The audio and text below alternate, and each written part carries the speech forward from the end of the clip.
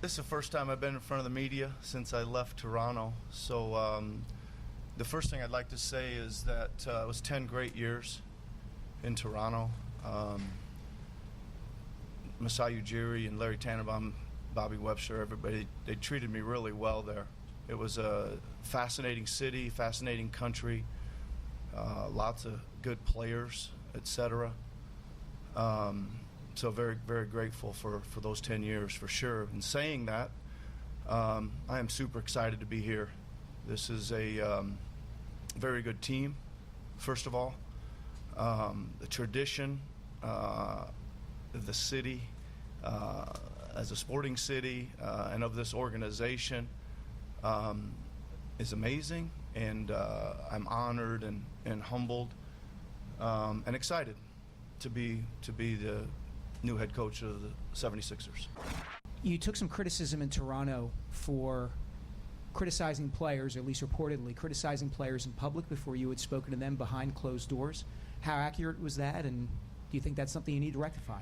Well, first of all, communication and relationships is the key to doing this job really well, right? And always communicate directly with the players on anything. If there's issues, or if there's schemes, or if there's improvement areas, or anything, be very direct and handle that kind of stuff one-on-one, face-to-face, sometimes in team setting.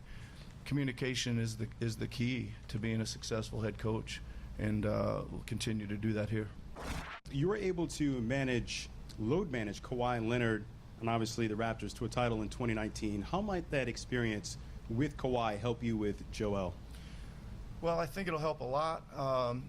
Like you said, the 18-19 season, we went into that with Kawhi, who hadn't played in a long time, so we knew there was going to be a load management is the term. I'm not sure it was the term at the time, but we knew there was basically a plan of how we were going to, we looked at the season in totality, and this is like what we think would be a good plan, kind of break it down month by month, and then kind of like everything else, as you're going, you kind of shift the path or change as more evidence or information becomes available to you, and go from there. But I think it's almost like a subset of a season when you've got a player like that. It is a long-term, season-long vision and plan you have to put together, and then you got to kind of build it up and adjust and change as you go. But I think that going through that with Toronto in 18-19 should be very valuable.